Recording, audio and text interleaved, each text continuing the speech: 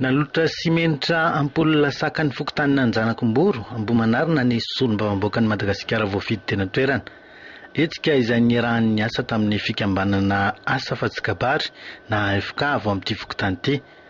Notsipin'ny député Horace Rasoanoromalala fa tsy tafiditra ao anatin'ny tetikasa CLD izao tolotra izao fa nohony tsy fahandrasan'ireo vahoaka tetikasa io indrindra no antony etsika.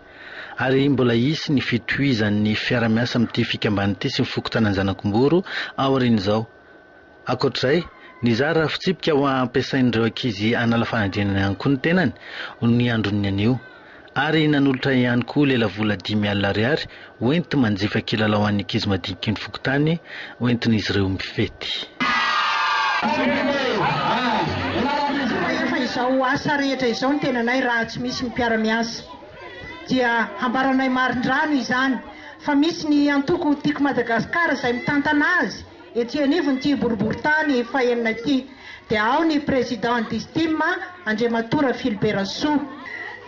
Raha marina dia ny commune urbaine Antananarivo ny tokony anamboatra izao lalana ety anivony fokotany izao saingy mampalahelo ny antso-jay atao amin'ny ramatoa ben'ny tanàna ka tsy afahan'ny etsika satria misy vola tokony omen'ny fanjakana azy mba ahafahany manatanteraka ny fanamboarana ny fotodrafitrasa ety anivony fokotany Antananarivo renivohitra. Hatramin'izao anefa dia mbola tsy misy an'izany natolotra ny ramatoa ben'ny tanàna. Ny tenanay dia tena miara-miasa akaiky amin'ny ben'ny tanàna Laura Valomanana dia heverinay fa hadidy lehibe ny mifandray tanana amin'ny ben'ny tanàna anatanteraka izao asa izao noho ny antso-jay mahazo azy. Na izany aza nefa dia efa mikaroka ny hevitra rehetra ramatoa ben'ny tanàna ahafahany mahefa ny anjaran-draikiny eto anivony izao